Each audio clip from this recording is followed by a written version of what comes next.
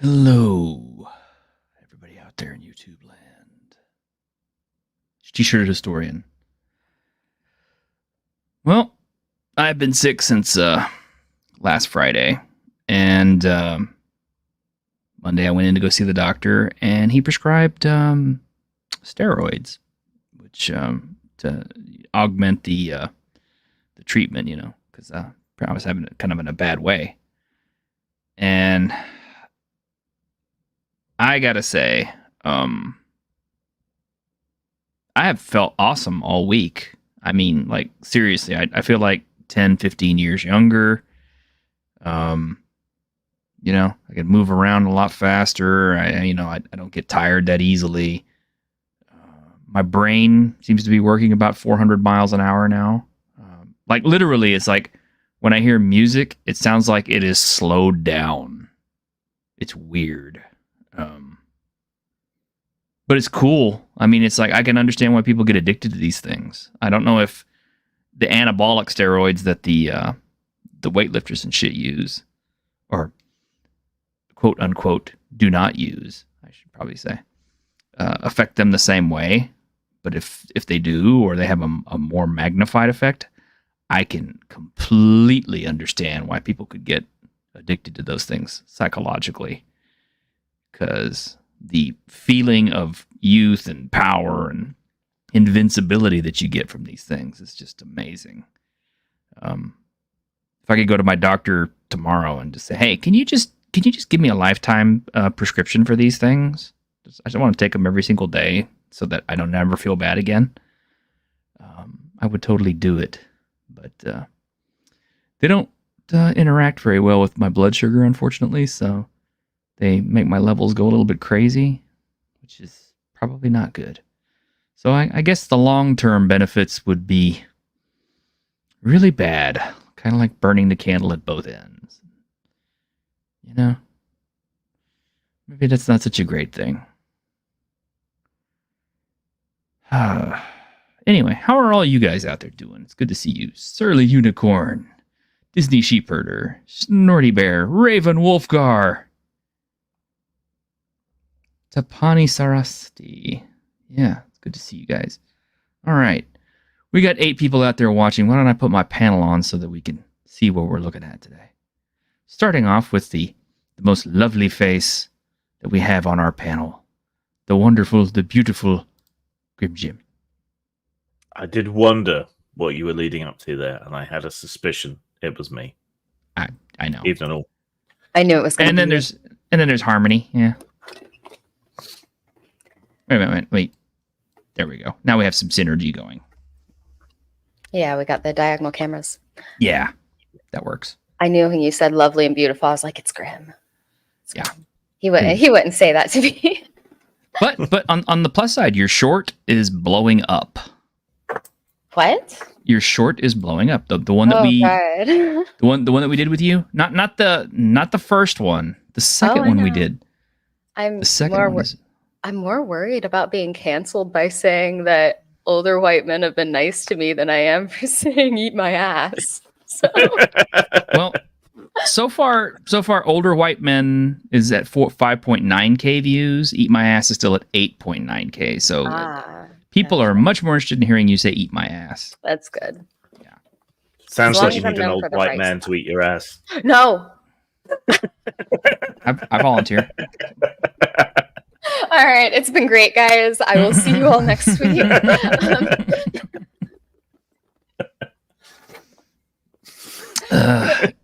First story.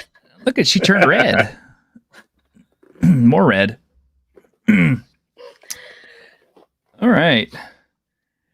Hey, you wanted to be on the stream with Grim, right? So yeah. It's what you get. Yep.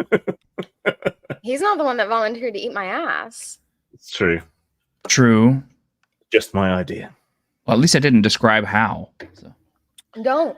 I I will won't. never come on this stream again. I won't. I wouldn't. You're gonna make me cough. Oh my gosh, I love having you on. I really do. You're so much fun, and I think everybody else out there likes to see you too. So it's a good combination. I'm trying to talk Elven Maiden Warrior and coming on, but she is very resistant. Elven Maiden? Yeah. Oh, okay. Yeah. Yeah. I read before she posted something that said she doesn't like to come on streams. Yeah. I'm experience or something. I'm trying to wear her defenses down a little bit because I think she'd be I'd sweet. love to meet her. I think everybody would love to meet her. Yeah. She seems like a really smart person. Yeah, she does. Yeah. But the truth is, yeah, I would like to have more women on the stream. Not just because it's good for the algorithm or the views, but I think it's important because, women have always been a part of gaming. Whether people want to admit it or not. I see so many head-ass takes up on Twitter about how, women have been gatekept out of the community for so long, and now we're getting ours back. And I'm just like, bullshit. Gene Wells wrote Palace of the Silver Princess way back in the day. Well, let me finish. Okay, sorry. Now, mind you, her first draft got thrown out for various reasons and rewritten by Tom Moldvay. But you could still get that original orange-colored module up online. There's a link for it somewhere. You just got to look for it. Original Palace of the Silver Princess. And find out why they'd got rid of it.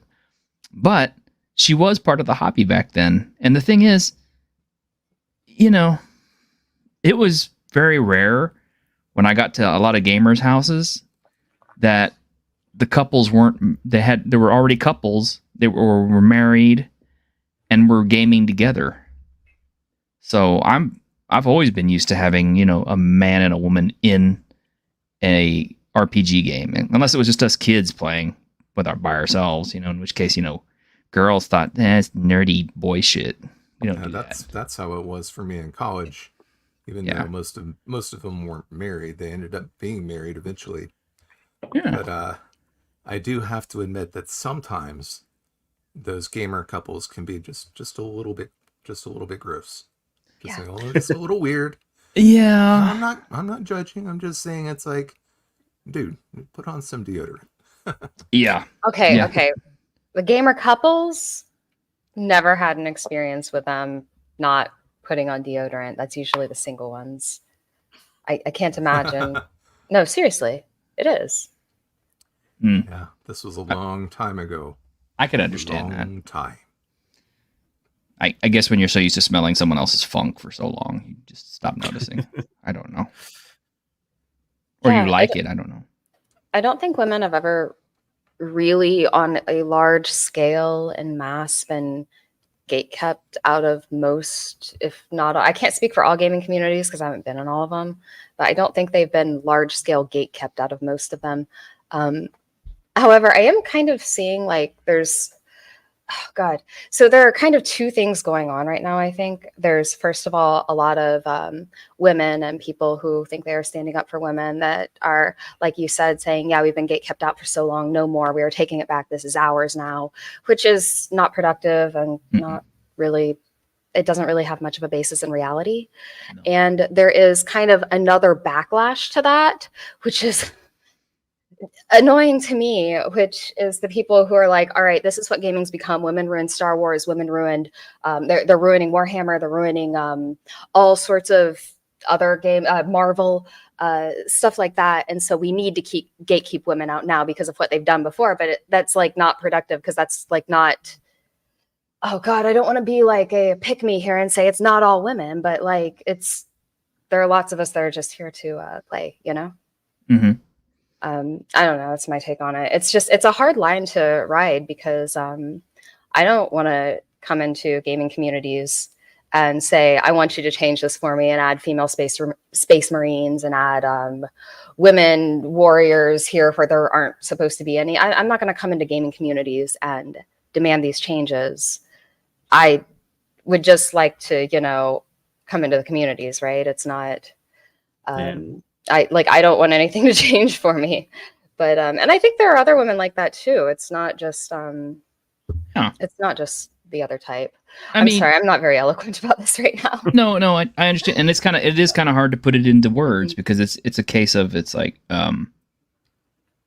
you don't want people to feel like they have to obligate themselves to include you because of some mechanical reason or some extra reason. You'd like it's better to be included naturally. Yeah, into a group or a society or anything else, not just red carpeted in. I'm not going to go online and demand my inclusion into any group if they don't want me there. That's not a group I want to be a part of anyway. Right. Exactly. I'll do my own thing. The time was you couldn't pay women to join your gaming groups. Mm-hmm. you couldn't get anyone in at all, no matter how hard you tried. No, that's nerdy boy shit. And that only really changed, other than the odd person here and there in the 90s, I think, where you suddenly got an influx. But the problem is with anyone, it's like you love your hobby, you want to evangelize your hobby, you want more people to be into your hobby, but you like your dive bar the way it is, dark, grungy, 70s rock on the jukebox. You suddenly manage to get more people to come, and suddenly the lights are on and there's doilies under everything. And that's not what you want. That's not what you ever wanted. Right.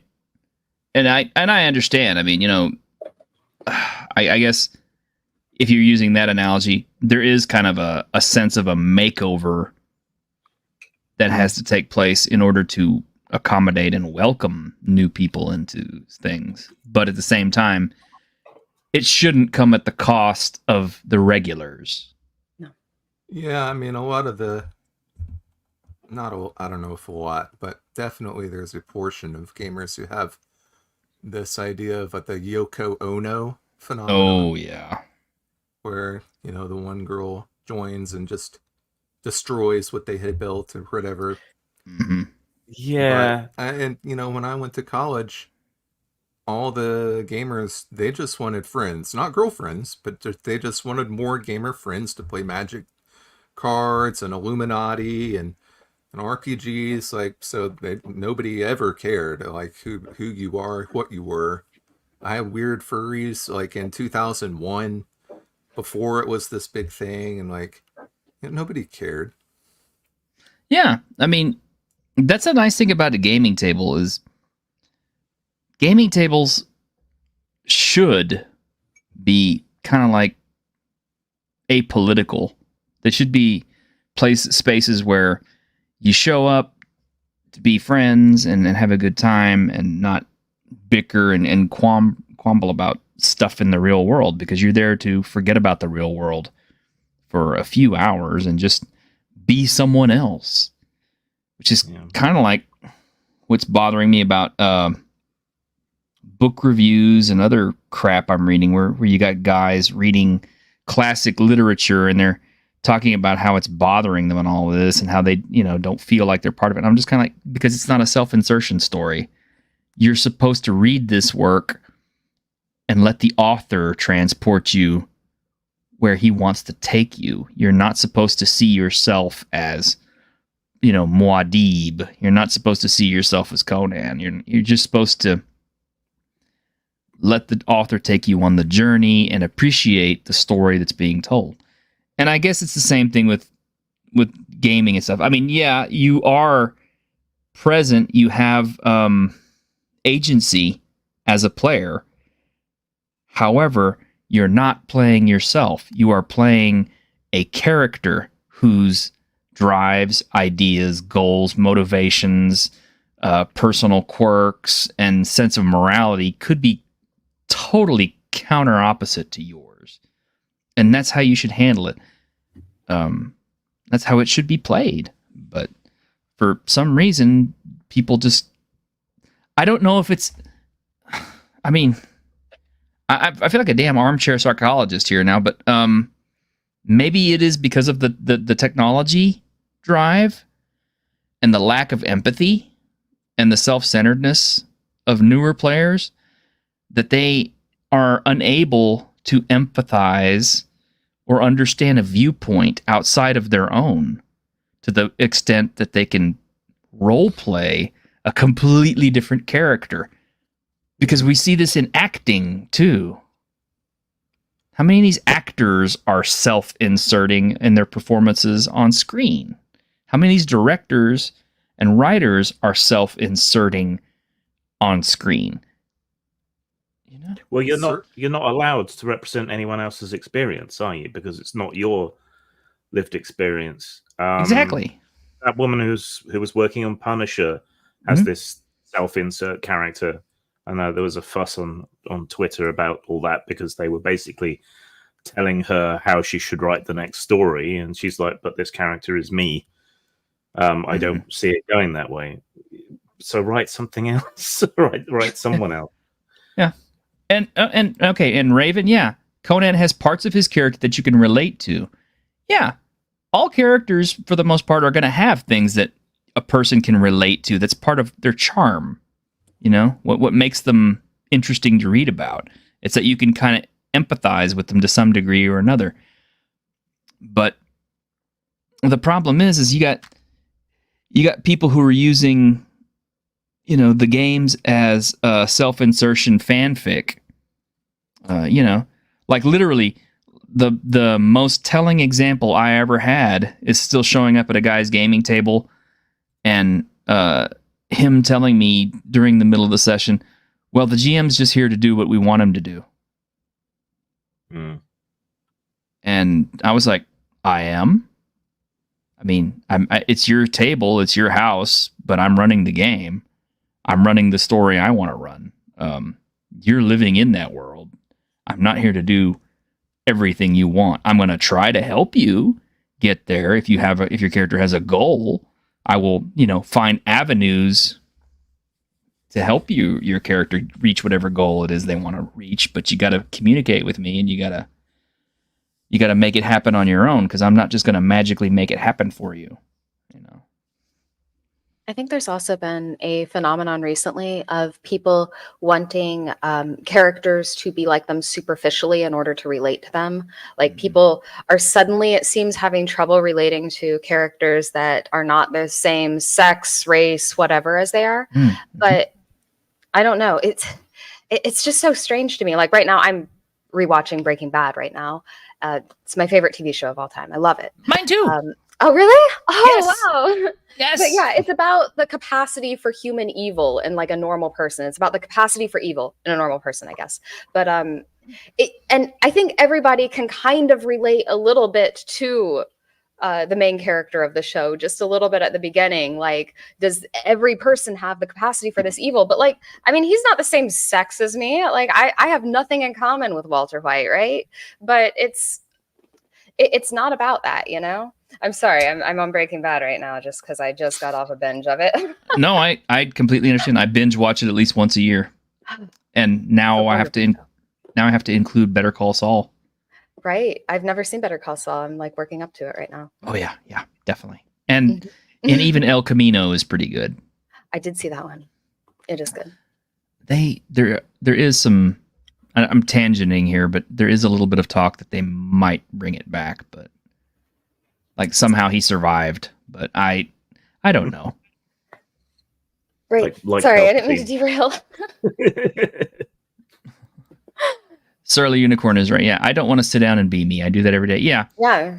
And one of my players actually uses that justification to never play a human character in his games. And I understand.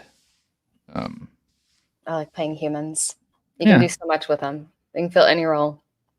Well, I mean, they can. They certainly make it easier on the GM because it's a shared experience that everybody can understand and relate to. I mean, like when you tell people it's dark, they understand it's dark. It's much harder when the other character, when half your characters have infravision or dark vision or whatever, and then the other ones are sighted, and you're kind of like, okay, well, the guys with infravision can see this, the people without can't. I think the classic meme example is Goku. Like, every man I know grew up watching Dragon Ball Z. I didn't, but like every man I know but one grew up watching Dragon Ball Z, and like everyone can relate to Goku. It doesn't matter what race they are, everyone's Goku. Yeah, that's what I understand, at least. I honestly got bored with Dragon Ball Z, but when a single attack takes 3 episodes, I lose interest. Exactly. Yeah. But yeah, it's like, oh, hey, it's Brandon the anime guy. Yeah, see, he's Goku. He's literally Goku. Yeah. That'll kind of make me tangent off to another topic, but yeah, I the tendency to be involved with self-insertion and wanting to inject real world politics, real world problems, real world abuse issues or whatever into their games and make it relatable to them on their own level, on their own levels of trauma, etc. and all that. It's too much. It's like, how much reality can you sit here and keep eating before you get tired of it and start breaking down? I mean, it's like when your fantasy starts to look like your reality, what are you doing? Could it be a reversal of the fact that we all spend so much time masking for social media, pretending, not necessarily exposing our true selves? So many people are trying to project something inauthentic, that for escapism, they actually want to see something of themselves or to be themselves. Could that be part of it? I mean, it could be. I mean, like I said, I'm not an armchair psychologist or anything. I really don't know, but I'm just going by what I observe. Because in games, right? Mm-hmm. Usually, everyone's first character is some kind of exaggerated aspect of themselves, or me if I happen to be a barbarian or whatever. And then later on, people spread their wings and actually role play. Mm-hmm. So, that's always been there to an extent. Yeah, I'm not a psychologist either, but I'm not afraid to confidently be wrong on the internet. And I think you're right. I mean, that sounds right to me. It seems it may be. Mm-hmm. I just don't know. I can't really put a finger on it. And I almost wonder what it's going to be like in another 15 years when we have another generation coming up to play games, and we're the really old men of gaming. Well, I can say with confidence that at least some of Gen Alpha will role play something completely different than themselves. I know this because my nephew is playing a dragon lich named Spyro Jr. Hey!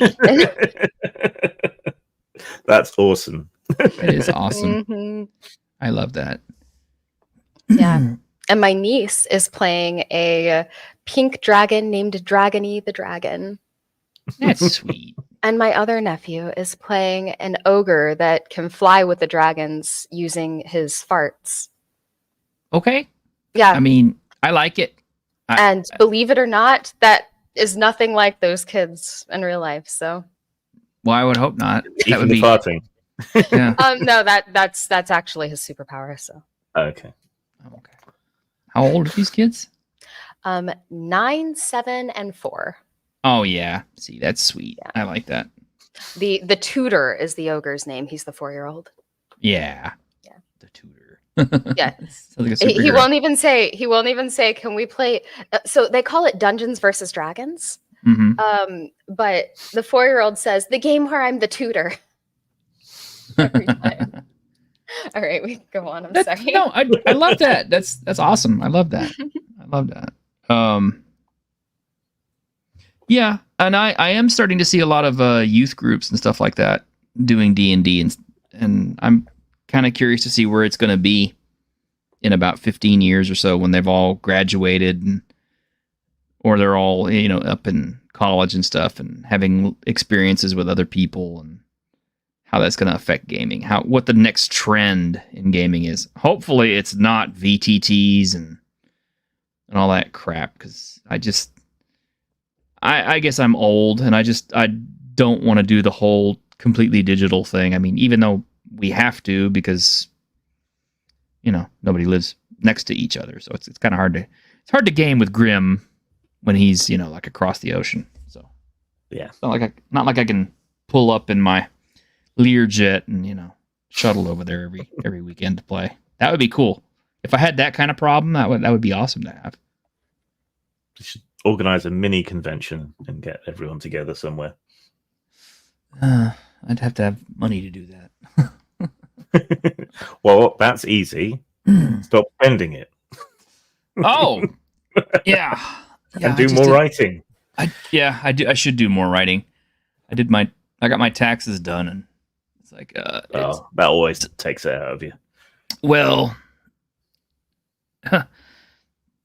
it's just sad because it's kind of like I'm not going to see a dime of it. It's going to hit my checking account, and it's going to immediately go out to go pay bills, and that's all I'll ever get to see. It's nothing for me but an extended paycheck to pay someone else for shit that I already bought, basically. So, yay!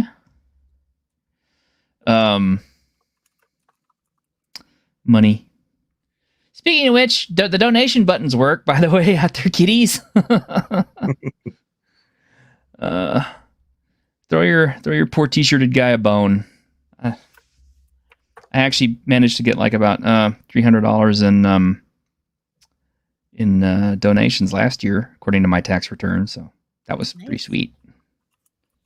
So you guys do help out there on the YouTube channel. You guys, your donations, they are being recognized. They are hitting my taxes, but it's okay. It's a good problem to have. It's like I told the tax lady, I was like, yeah. She said they count all this as royalties. That's really weird. I said, yeah, I know. She said if it had been any higher, they might have hurt your taxes more. I said, well, that would have been a good problem to have, wouldn't it? To get paid so much from your YouTube channel to actually be able to have it affect your taxes to where you have to adjust them. Wow. That's the dream. There's a great location, but it only has room for 4 people, unfortunately. I just dropped the link. I was looking at it. Yeah. That's beautiful. Oh, an Airbnb? It's a tiny little mini castle that was a folly. But they've done it up as a Airbnb place. It's cute. That is cute. You know what would be better though? We should go ask Jeremy Irons if we can use his castle. He's got one. He's already been part of D&D. We could just, call it the what is it? What was his name? Protheon? The Protheon convention or something, and do it in his honor. Yeah. He'd be like, all of you get the hell off my lawn. Do they rent out the Alamo? No, they don't. But they do have a big giant castle down here in Texas that is used for events and things like that. So we used to pass it all the time and on our way to Dallas. It's pretty cool. I've never been inside. I've just seen pictures from the outside. But, yeah, that would be the dream right there. Maybe we could hold it in the San Francisco Armory. I'm sure kink.com would rent it out for us. Slightly used. No UV light. I know a game we could play there. We can make full use of we can make full use of those source books we all got a month ago. Oh. Did you get one of those too? Maybe. Next topic. Gina Carano, let's go. I'll check for traps using my 10-foot pole. Mercurius! Hey! For Australian $2. Man, you never let me down. Thank you very much, sir. Thank you for your greetings. You didn't ask for a clip.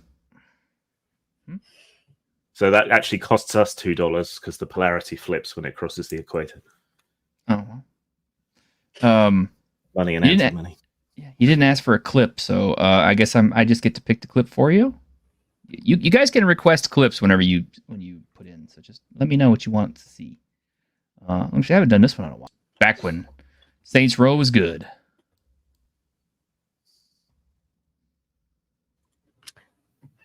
I've tried to play the fourth, couldn't get into it. Fourth is okay. It's not great, but it's I just okay. remember I liked the second a lot. The second one was great. Yeah, that's the one he could run around hitting people with a big purple dildo. Oh yes. I Oh, remember the that third one. one too. You could hit Did people you? with I the didn't play the third. no. Third one is good. Second one is good. Mhm. Fourth one is weird but fun and different in its own way, and I liked it also. The reboot they offered it to me for free, and I said no. I don't need cancer. This is what your Fair game enough. is. And I'm not afraid to say that because my dad died from it. So fuck him. Yeah. Yeah. But a game that was given to me for free by an anonymous donator, I don't know who, was Pal World this week. And I finally got it installed and started playing on it, and I'm 19.4 hours of gameplay into it. It's like, let me tell you how powerful the addiction and the steroids are. I sat down to start Pal World yesterday at about 6 p.m. At about 6 a.m., I noticed, oh, I should go to bed. So, yeah, that's some powerfully fun game. And I don't know why it's so much fun. I mean, it's like maybe because the graphics are not like super hard and intense, and they're kind of Nintendo cutesy in a way, or because you have the little pals that you can capture, so you have that little Pokemon-esque kind of thing going on with it, or I love the elephant. Sorry. the little elephant guy is so Little cute. elephant. Yes, that's my favorite one. Yes, the tea elephant. Yes. Yeah.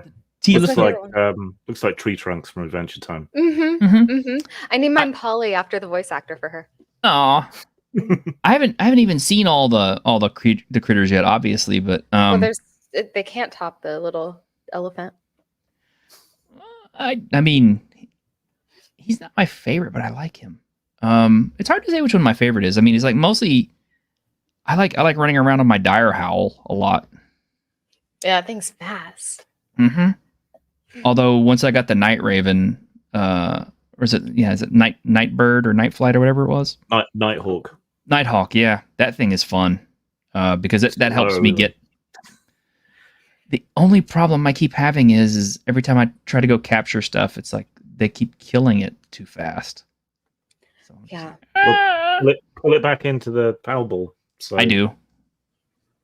I'm learning. I'm getting better. But there's so many good things about this game. I mean, yeah, it's resource management, it is survival, but it doesn't feel like it's intense. It doesn't feel like it's, you get your butt kicked, but you're not really that upset about it. Now, mind you, I'm playing it on casual difficulty, so I'm not dropping all my crap when I die, just because I want to have fun with the experience to start with. That's fair enough. But I've started 2 different characters, and the reason is because the first one, I kept trying to build a second base, and I couldn't. For some reason, it wasn't letting me do it. It's just like I can't build a second base. So I destroyed my first base and thought, okay, now it'll let me, right? No, still not letting me do it. So I'm just like, what the Weird. hell? Yeah. Yeah. So I started over thinking, okay, well, I'm going to get back to where I was. So I'm going to, I set the custom difficulty to, allow me to go level faster. God, I shot up in levels so fast. cheat. Yeah, kinda. But it did let me destroy the boss in the tower pretty quick. After I got this great big giant creature I can't remember the name of, but I had to beat it first, and then I used that on the boss, and that thing just beat the crap out of the boss. I'm so bad. I call them by Pokemon names. I don't know Pokemon, so I don't have that problem, but I could understand where people could get confused. Like, I can't remember the name of the tower boss. It's the Electabuzz thing. Yeah. It kind of looks like pissed off Totoro. I call it. It does. But yeah, I've had a lot of fun with it too. I'm using my little cotton balls and my little flying squid named Hintina, and my Hintina. I'm having a lot of fun with it. Yeah, I want to have fun with it with other people and play it multiplayer just to see how it is, but with friends, not with randos. Yeah. I heard there's a lot of I cheating. think it's more fun with friends, definitely. Mm-hmm. I've been enjoying it, and I don't like survival games. Like I don't like Ark and base building, stuff like that, resource management. That feels too much like work and not enough like a game for me. Mm-hmm. But I definitely enjoy collecting the little creatures.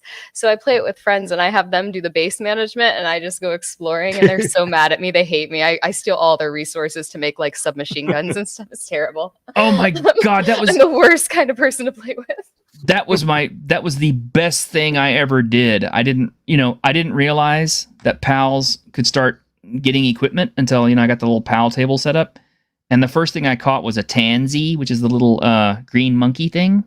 Yes. And then I found out you could make him a machine gun. And the first time I brought Tansy with me and he unloaded his little AK-47 on everybody, it was like, oh my god, this is so awesome! I didn't know the monkey got one. I knew the squirrel did. The squirrel gets a submachine gun, but the monkey gets an AK-47. It's pretty funny. No, I love that. He was wiping dudes out with that thing. If anyone has it on Xbox, hit me up. We can play together on that. Yeah, Grim has to be different. He's got an Xbox and else is on PC. Well, he got it for PC free, is fine. so I got it for free. Oh, you did? Oh, right, because somebody got it. Somebody for you. Oh, wait, so did I. Somebody donated it to you too? Yes. Imagine paying for Pal World. I forgot about that for a second, but yeah, somebody got it for me.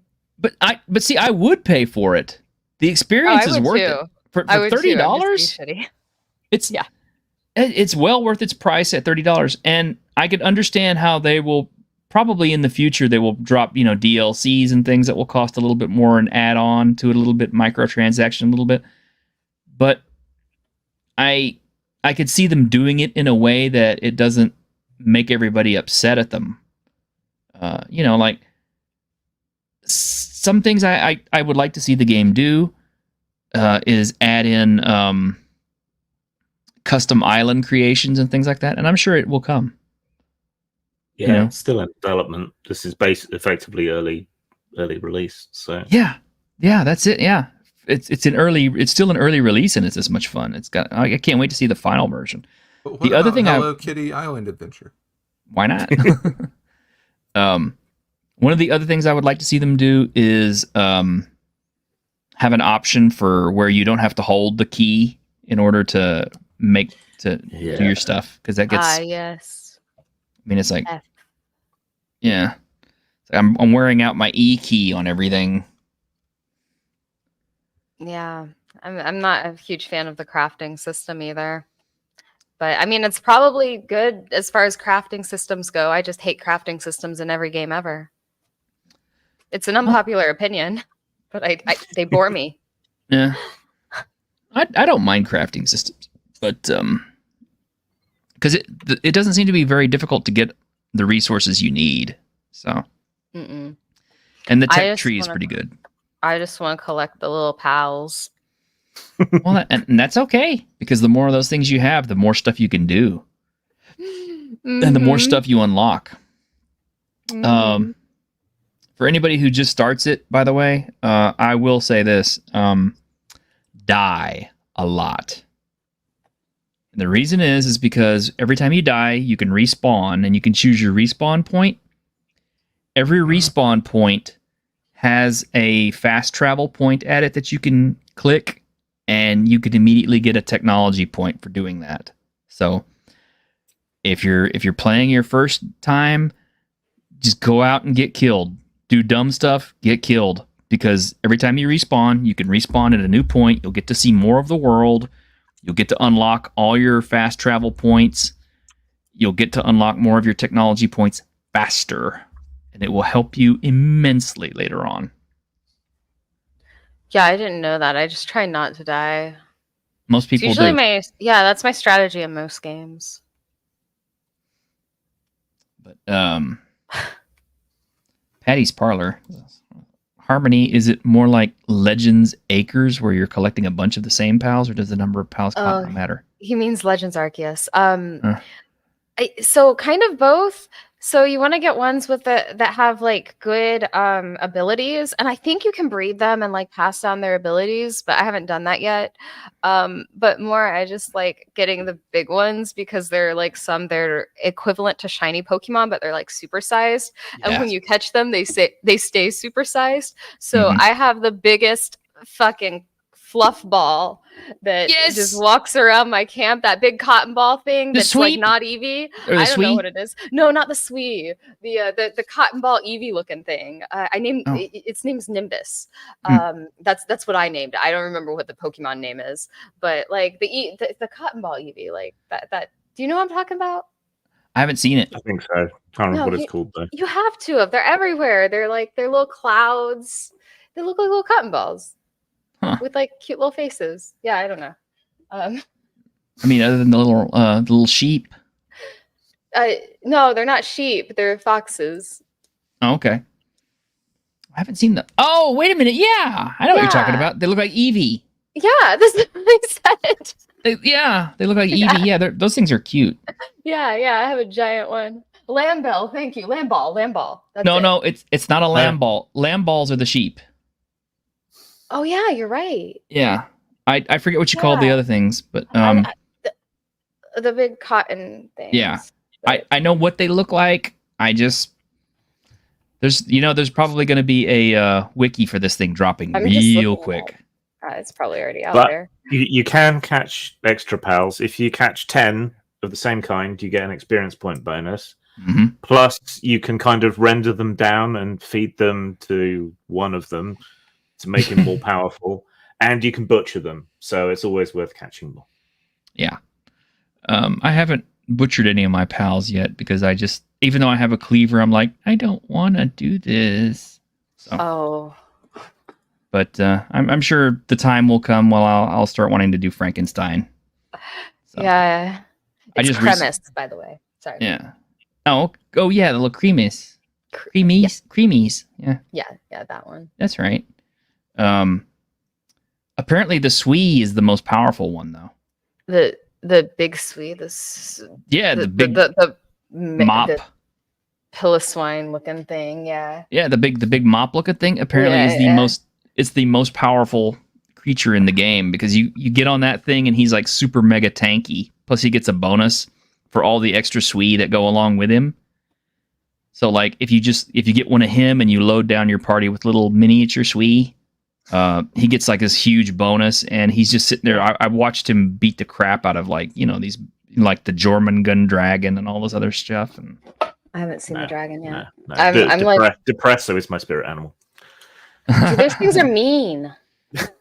They attack me whenever I come around, and I don't want to butcher the kittens, but I'll butcher the kittens if they're gonna attack me. Hi, you got a caster.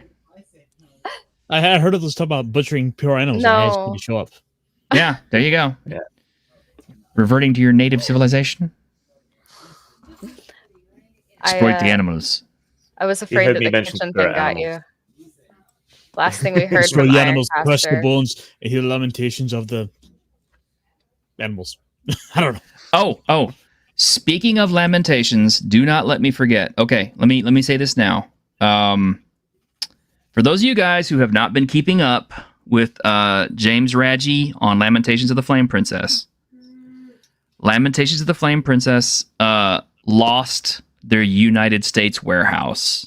They're being forced to get rid of all their inventory because they don't have any distribution point there anymore.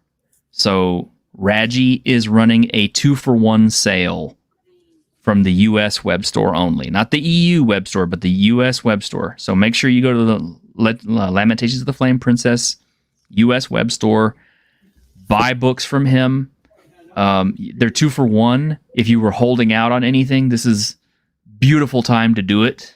I hate to take advantage of Raji's weakness on this because he's a friend, but it is kind of doing him a favor as well. Honestly, if there's any one book of his you should pick up, it's the Staffordshire Trading Company's works of John Williams.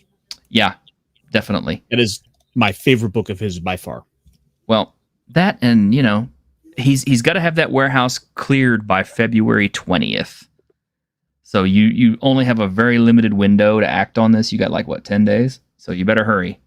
If you got your taxes earlier or something like that, believe me, a couple $100 in that store will get you almost all the inventory you could ask for. But I hate that that's happening to him. I think that's annoying. That's got to be really upsetting for him, but I hope he can find another store to do U.S. distribution. I have to admit the U.S. operation was kind of shit for a while anyway, though. And I don't think that was his fault. I think that was whoever was running it. Because I remember stuff I ordered from there coming late back in the day. But I always had better luck going through him directly in Finland. Although it cost so much more. But yeah, definitely, get on Lamentation's website, order some stuff from the U.S. store, help save his business, help save him, because it's not a good time to be Raji right now. Yeah, and we love him. I was talking with Nick Beardy a little bit about that situation going on, and we were kind of trying to figure out some things that could possibly help him out. Caster, if I thought I could handle it, I would go to a bank, take out a loan, open up a storefront or a warehouse or something, house all his shit and become his new distribution point. If I thought I could do it and make the money on it, but I don't think I can. I don't think he moves inventory that quickly. No. So, I'm kind of curious, what his general audience is, because he's, James, he's kind of out there with sort of the stuff he's doing. He's got this book Fecal Lands. It's literally shit on the cover. Yeah. And I wonder, how many people are? What are the types of people that are into his stuff? Because I genuinely don't know. I am. So is Grim. True, but that's too. But I'm curious, who else is out there? What types of people are into his stuff? I don't know beyond the odd book or two I've picked up. It's not for me. Yeah. Okay. I mean, that's fair. I like his stuff, even if I don't use all of his stuff. I have to say that the books are really, really gorgeous. All of them are really beautiful. They read pretty well.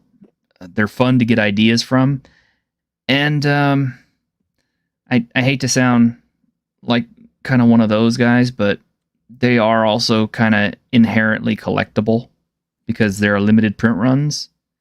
And as somebody who had to buy them older prints secondhand off of eBay, the scalpers market is pretty high. I mean, I bought Eldritch Cock and Vaginas or Magic off of eBay, and it was $30-$40. And this is for something that he was giving away for free at cons. So yeah, if you buy Lamentation stuff, even if you don't use it, you could consider it an investment. So. Well, and I wonder if that's more so just because it is so out there, because he's intentionally going to sort of this realm of content. I don't know, but what I like about him and his content is the fact that he is one of the last really independent feeling RPG game designers out there. His stuff feels like it's old school, zine style almost. Just from the archives of Mad Men kind of thing. Because maybe you're not familiar with this, but there was a time in American history where you could go into a game store and people would have like little like manila handmade zines and stuff like that, big books full of third-party material for D&D. And I mean, it was all like hand typed and pressed and all this other stuff. Dragon Tree Press is a really good example because I've talked about Dragon Tree many times. We had Dragon Tree here in my town, and some of my friends worked on it, and I have quite a few of Dragon Tree's old books. And at Dragon Con, there's an RPG vendor that had hundreds and hundreds of those. Oh yeah, see, and those things were kind of special because one, they're almost impossible to find now because they're so old. Because they had very limited print runs, and they were on print shop paper.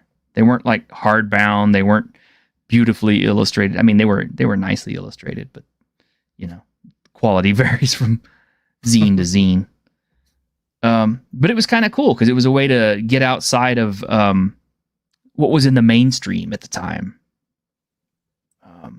And I guess that's kind of taken for granted now because we have the internet. So as soon as anything is released and there's digital content of it, it's like, boom, everybody gets it. People are trying to recreate that zine thing, though. Mm-hmm. You get zine contests, and a few people are trying to put together things. I just don't know that there's really the market for it. It's the kind of stuff that goes in blogs now, really. Yeah. I tend to agree with you on that, Grim. I don't know. It's a bygone kind of thing. And Raji, to me, just kind of still reminds me of those days. And that's why I like his stuff. Plus, he's a good guy. He is. He's an honest dude. He's a fair dealer. I have nothing bad to say about the guy. I spoke to him for 5.5 hours on stream, and I had the best time. I would do it again in a heartbeat. It bothers me that so many people don't like him for seemingly no reason, because he's such a principled, stand-up, nice dude who goes out of his way to treat people right and so on, and he's just been shat on for it. Yeah. No. I don't get the hate. I just don't get it, and I remember after our interview, I talked to him and I said, on D4chan, this is where I found out about you and all the comments that they were writing about you. And, I read to him some of the comments that D4chan was making about him. And I said, I did not experience any of these things with you. Not a single one. Not a huge ego, not a, my way is better, any of that shit that these people were labeling you with. And that's the sad thing. It's they basically tried to make a lol cow out of him. Well, you gotta remember you gotta remember like what 1D4chan is basically just the TG board of 4chan. Yeah. Creating a wiki. Mm-hmm. But he's a good guy. And I mean, he deserves better. I mean, he put a video up the other day talking about Kelvin Green, who was one of his writers, praising Kelvin Green, and he was absolutely right, because Kelvin Green's work on LOTFP is really, really good. I don't think I've read anything from Kelvin Green that was a bad adventure. I mean, some are better than others, of course, but they're all pretty good, and they're all usable. And I'm surprised that people haven't snapped them up or anything like that, or started commissioning work from them.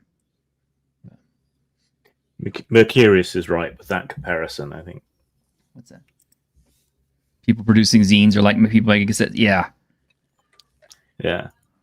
And Raji is making vinyl. That's what he's doing. Back. So yeah. Well, exactly. It has that niche, and it has a sort of prestige value to it. So. Mm-hmm.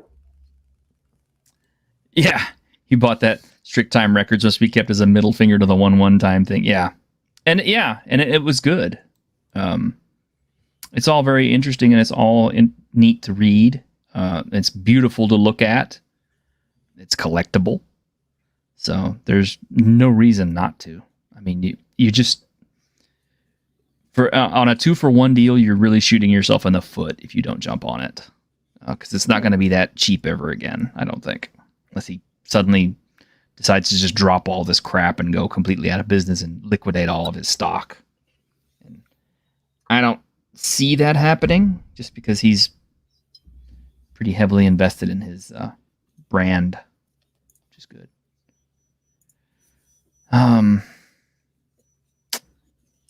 Speaking of limited stuff, I had a dear friend who offered to give me their collection for free of PDFs for Heyman's harvesting handbooks.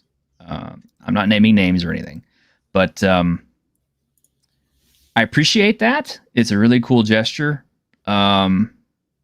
Fortunately, I didn't have to worry about it, because I was lamenting not being able to afford the Heyman's handbooks because of my financial situation. Well, as it turns out, DriveThruRPG still sends me royalties, and unfortunately, because of the time it takes for DriveThruRPG royalties to convert to me being able to use it for real money, like they'll say, "Hey, you have this much money in your account, but you can't convert it to money yet. You have to wait for longer for it to change over," or whatever. I don't know why. I guess just so they can make you spend suffer. it in our shop instead. Exactly. I think that's really what it is. I think that's really what it is. Sorry. But anyway, I got a big enough royalty that I was able to go ahead and pick them all up. But I did appreciate the gesture. I was very touched by that. Thank you. But I have them now. But in the process of getting them together, I actually found something that was almost kind of better, because it was more on the topic of what I wanted. Let me see if I can get it. Yes, there's. As you guys know, I've lately been kind of obsessed with Delicious in Dungeon, which is an anime that's on Netflix. They're putting up new episodes every week. Well, I found this Ung Thal's Guide to the Ethical Consumption of Monsters from the DM's Guild. And they're monsters. It's all ethical. Exactly. Look, either you eat them or they eat you. That's just the way of nature. Yeah, eat what you kill. So it's a nice little book. It wasn't terribly expensive. I remember it was like less than $7. It does have some already pre-made monster dishes and how they work. But here's what's cool. They will give you a recipe, like okay, they'll say Almirage fricassee, and the recipe bonus is you gain advantage on perception checks that rely on hearing or sight. Now the main ingredient is Almirage meat. Now what makes the difference is the other stuff you put into it, and that's where it gets kind of cool. And yes, he does have descriptions on how to do it, so you can talk about it to your players. But okay, sorry, an Almirage is not going to eat you. I'm just saying. No, but you can eat it. I know, but that's horrible. How is that ethical? It's an Almirage. Isn't it bad luck to kill them? It's a rabbit with a unicorn with a horn? horn? Yeah. Well, yeah. But if you're gonna eat it, it didn't have very good luck to begin with. I guess so. It's already on a stick. It's begging to be. Yeah. I have no ethical problems with the consumption of rabbit, but if you put a horn on it. Oh, okay. Well, how about basilisk pot roast? Okay, that's better. Okay. Now, is it the horn that makes it that takes away the ethics of it for you? Because I prefer my rabbit. I prefer my rabbits not horny. Well, how does this translate to narwhals? Have you ever eaten a narwhal? Would you? I'm probably not. Narwhals don't have horns. That's a tooth. See? It's a stick. It's a tooth. Talking about rabbits, now you're splitting hairs. Yeah. It's a handy handle I can grab onto Mhm. to eat it. That's what she said. Yeah. But here's what's cool. It's like, yeah, you have the base ingredients, which is always the monster, right? The basilisk meat, right? But the water, wine, vegetables, and herbs, and that's this kind of like the secret magic to this whole enterprise, because you have to scroll all the way down here.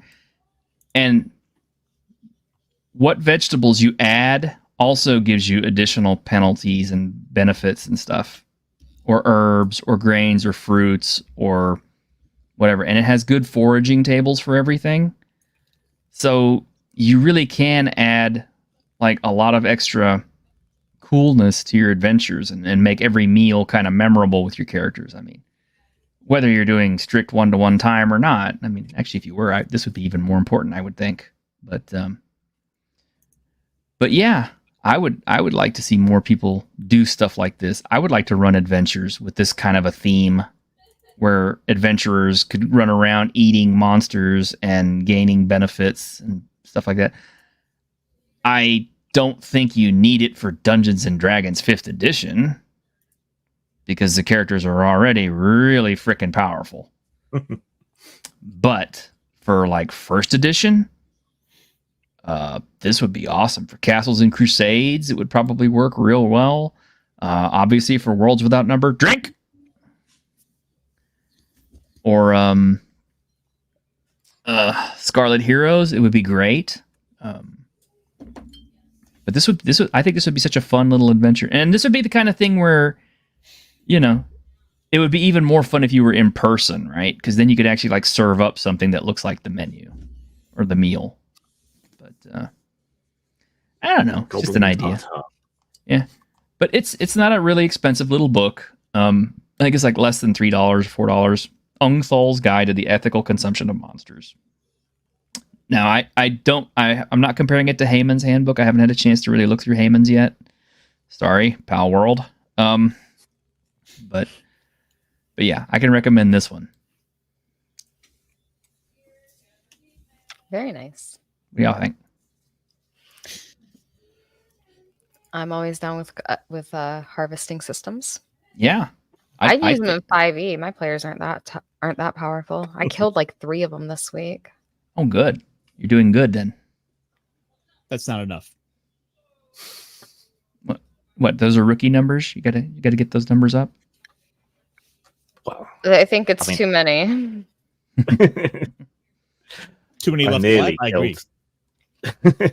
I nearly killed people playing Warlock. I remember. Yeah. Those are the characters, because there's a distinct difference there. Yes, there's a difference. If you die in my games, it's a completely baseless rumor that masked assassins turn up at your house to kill you. So there's no truth to it at all. And we're over time, but I do have one more thing to show off, because I wanted to show this off because I've actually been kind of excited about this. Our dear friend James over at Neckbeardia has sent me the proofs for The Bastard Princess, which is his new adventure that he is releasing under the new Dice and Demon system, which is not available yet, but I do have the quick start early rule copies for this. And it is more or less kind of OGL compatible in a way. The names have been changed to protect the OGL, or from it, I should say. But this is not available yet. But this is beautiful work. It is AI generated art, but look at it. I mean, it's gorgeous. It fits. It is a really good adventure. It's very much in the spirit of, this is like Lamentations of the Flame Princess quality type stuff. And I think some of our audience members have actually been working on this, I believe. Have they not, Patty? But it's really cleanly laid out. Look at it. It's just gorgeous. I would pay to have this in a book. I mean, book bound. In a bookie book. Yeah. In a physical copy. I do like the formatting and color scheme. Go on. Mm-hmm. about how many pages is it supposed to be? I don't know. I'm not the end of it yet. That's why I'm going through it. Okay. And there's a lot of things in here you can use. Damn it, Jim! Pick a number of columns and stick to it. It's pretty healthy descriptions on everything with specials and how to operate the characters and everything. It's very well described. This is the kind of stuff I like. It's to read whenever I'm in the middle of running someone else's adventures.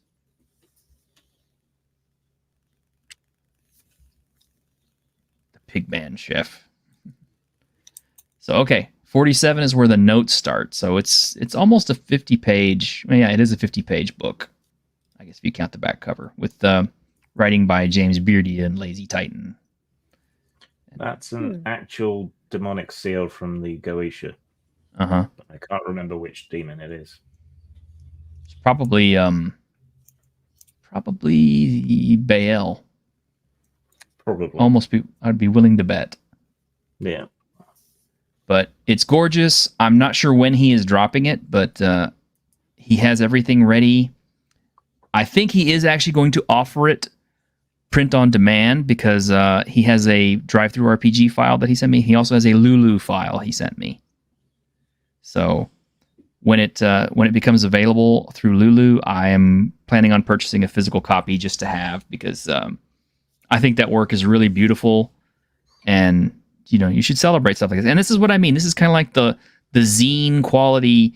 Your average, friendly game store gamer isn't gonna have one of those to run.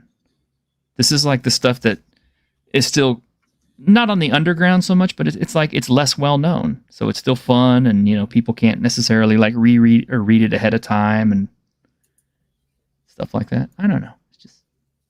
It's unique. I like it. Yeah. And I like stuff like that. I like indie publishers better than mainstream publishers, I think. I mean, what can I say? Oh, Well. okay. So Patty is saying he's also offering an artless option for money he's using as a quasi Kickstarter to commission full art throughout. That's right. Yeah. That's true. He's going to be selling a version without art, and everybody who pays for it, he is going to use the proceeds to actually pay for artists, of which I might get a little cut of myself, possibly. I told him I do a little bit of artwork too, and maybe I would be willing to help out, maybe, possibly. We haven't finalized anything yet, though, so fingers crossed. I like this little corner of the internet where we're all just kind of helping each other out with projects. Because we really are. People talk about a TTRPG community. To me, the real community is the indies, the people who work with each other because we don't have anybody else. Yeah, we need more of it. It's nice to see a bit more of an uptake of that going on. People helping each other. Mm-hmm. So It is nice. go and empty Raji's US warehouse, Yes. good people. Help him clean out his store. Buy stuff from Nick Beardia when it becomes available. Buy stuff from Grim Jim because he's still independent too. And some twat got up on the internet and said that his stuff wasn't British role-playing. Or it wasn't role-playing. Which made me very upset. That's a More importantly, you might accidentally make him smile if you buy him something. Oh, yes, true. Yeah. But I'm a strong, independent game designer who don't need no man. Oh, look, there you go. Got Grim's ads rolling on your streams now. Cool. If anyone else wants my ads to run on their streams, I can give you access to the folder that has them. I can send you my zines if you'd like. I think I have Mutants and Skeeveteer, Patty. I've got all your zines right now, and I like them. They're cool. But I really do. I do like the underground scene a little bit more than the mainstream scene. I mean, but right. I'm just happy with all gaming. Does anybody have anything else? No, but I need to get going. All right, and we're over an hour regrettably. anyway. All right. All right. So let's go ahead and stop for tonight. But thank you all for being here with me, and hope you all had a fun watching and listening to us discuss all this. We didn't really have any super big breaking topics other than, Gina Carano trying to sue Disney with the help of Elon Musk, to which I was like everybody else, and of course I was cheering Gina on at first, but then I got to listening to Echo Chamberlain and thinking about it, and I'm thinking, he's got a point. An employer should have their rights to choose who works for them and what conditions they work for them. But I still agree that she got done a raw deal. Did you guys happen to bring up the Nelson Peltz aspect? No. We didn't talk about that at all. We didn't talk about it at all. Yeah. Okay. Because I wasn't here for that first 40 minutes. Well, maybe you'll be on your own show on Tuesday. Maybe you'll be on your own show on Tuesday. Okay. Long story short, this is involving the single largest shareholder in Disney. Ooh. Well, can it wait till Tuesday? It gets juicy. Yeah. Okay. We'll do it. Catch us on Tuesday when we discuss this more. Starting from the top. If something else crazy doesn't happen between now and Tuesday. I mean, to be fair, it's Wizards of the Coast has been pretty silent. I think they're overdue for another cluster fuck up. Oh yeah, I'm sure they are. I think them being silent is the fuck up because it's the 50th anniversary, and where's the shit? Yeah. Fair enough. Everybody was hoping they were getting sold to Tencent, so now they're disappointed that didn't happen. But, oh well. Oh, and Dragonlance, of course, got canceled, but we knew about that. We could talk about that on Tuesday too. That should have been obvious. That was that was happening. Oh yeah, especially whenever they got Margaret Weiss and Tracy Hickman on it, because they were like, "Oh no, we can't have the original people working. We're gonna wait until they're dead, and then we'll put out Dragonlance when they can't fuck with it." Right. No dragons. The minute we saw the Dragonlance board game at Ollie's, should have been the writing on the wall. It did not sell. People did not buy it. There was not enough interest. Sorry, Dragonlance fans. It's just they've not done enough to support it over the years, and it's now rotted on the vine at this point. Well, they destroyed the brand without without Weiss and Hickman on it. They destroyed their own brand. They drove it into the ground and forgot about it. And now they're trying to necro it back to life, and unsuccessfully. I'm sorry, it still smells like a corpse. T-shirt. Harmony's got to go. You need to learn to be more assertive about ending the show. Come on. All right. Oh, Ironcaster, it's stop all talking. right. I'm perfectly capable of leaving. It's okay. Thank right. you. It's too rude. So how I about would that never. Conan? Stop. So Tuesday, everybody. Oh, and Grim is running some hentai shit tomorrow on No, I'm not. I'm running Golden Sky Stories, which is a heartwarming Ghibli-esque weeb shit game. You say golden showers? Hentai. No. Hentai. No. Oh. And T-shirt's going to turn up and play tomorrow. We'll see you guys. All right. Y'all take care. Bye. All right, thanks.